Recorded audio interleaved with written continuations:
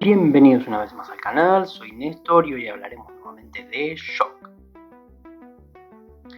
Recuerdan que habíamos dicho que el shock es un síndrome clínico que requiere tratamiento en forma temprana, dado que de realizarlo, de detectarlo, diagnosticarlo y tratarlo, el paciente revierte su estado de shock y podemos salvar su vida. Si lo detectamos en forma tardía, en este caso el shock se torna en irreversible y compromete la vida del paciente. Ahora bien, antes de hablar estrictamente de shock hipovolémico, que es la causa más frecuente de shock, es que tenemos que hablar un poco de cómo descubrimos o cómo detectamos el shock en nuestros pacientes. En principio podemos decir que el shock está caracterizado por la hipotensión arterial. Eso está de más decirlo, ¿verdad? Ahora bien, no todos los pacientes en shock están hipotensos estrictamente. Podemos detectar también otros signos y síntomas a nivel periférico en otros sistemas que nos alertan del estado de shock del paciente. Por ejemplo, a nivel de la piel podemos encontrar una piel fría, húmeda, cianótica, pálida, con signos de estriaciones, con un reticulado de las venas superficiales de la piel. Todo esto nos está hablando de redistribución vascular, es decir, se han puesto en marcha los sistemas de compensación del shock para llevar el volumen sanguíneo desde el sistema vascular de la piel hacia los sistemas vasculares centrales. Ahora ahondaremos un poco en eso. A nivel renal es que detectamos la oligoanuria. Claro, el paciente esto no lo puede evidenciar, pero si es un paciente que está ingresado, nosotros sí podemos evidenciarlo. Y fundamental, es decir, que a nivel neurológico, un estado mental alterado que va desde la agitación, la obnubilación, el coma, la desorientación, cualquiera de ellos, nos podría estar hablando de shock. En la práctica clínica, un paciente que está hipotenso, con alteraciones cutáneas, renales o neurológicas, es decir, hipotensión más alguna de estas alteraciones, debemos tomarlo a priori como un paciente en estado de shock. ¿Qué manifestaciones clínicas nos hacen pensar en la existencia de un shock? Bien, la primera y principal es la que hemos comentado, la hipotensión arterial.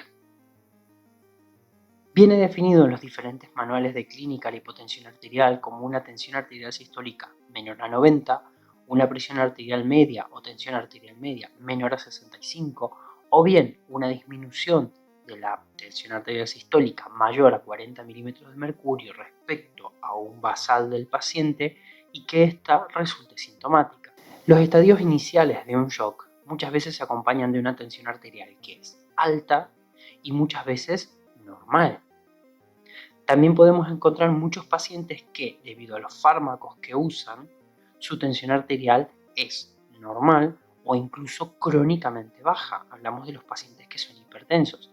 En estos casos tenemos que tener un alto índice de sospecha, dado que la tensión estrictamente no nos sirve para orientarnos. El otro valor a la clínica que nos ayuda a identificar a un paciente en estado de shock es la frecuencia cardíaca, dado que ante el descenso de la tensión arterial y la perfusión de los órganos vitales, el primer mecanismo compensatorio que aparece es la taquicardia. En un paciente joven, sin enfermedad, que no toma ninguna medicación, con una tensión arterial baja y taquicárdico, o bien con una tensión arterial normal y taquicárdico, nos está hablando de los estadios iniciales del shock. Muchas veces la taquicardia es un signo que se encuentra aislado, es decir, tenemos al paciente con un alto índice de sospecha y solo encontramos la taquicardia. Esto nos debe alertar de que este paciente puede estar en sus fases iniciales del shock. La taquicardia, además, es un signo común en los diferentes tipos de shock, con excepción del shock de tipo cardiogénico. Y otra excepción en este caso son los pacientes que toman fármacos que alteran su frecuencia cardíaca o que tienen mecanismos que alteran su frecuencia cardíaca. Hablamos de los pacientes que toman beta bloqueantes y hablamos de los pacientes que usan marcapaso. Otro dato analítico clínico que nos sirve para identificar los pacientes en shock es el conocido como índice shock. El índice shock es la diferencia o el cociente entre la frecuencia cardíaca y la tensión arterial sistólica. Un valor normal en la gente joven y sana oscila entre 0,5 y 0,7 y podemos tener un alto índice de sospecha de shock cuando el índice shock es mayor a 0,9. Una regla práctica que nos sirve al día a día.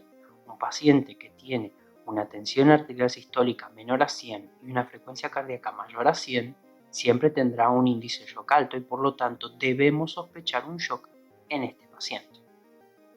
En el caso de los ancianos, siempre será difícil evaluar estos tres parámetros, la tensión arterial, la frecuencia cardíaca y el índice de shock, dado que utilizan muchos fármacos que los alteran y dado que el sistema vascular en ellos se encuentra alterado y los mecanismos compensatorios también.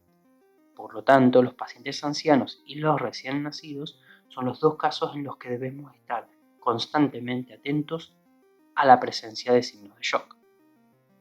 Pensemos en las alteraciones cutáneas. Una piel fría, húmeda, moteada, cianótica, son consecuencias de vasoconstricción periférica. Esto es secundario a la redistribución sanguínea que protege los órganos vitales. No obstante, una piel caliente, hiperémica, no nos está hablando de ausencia de shock.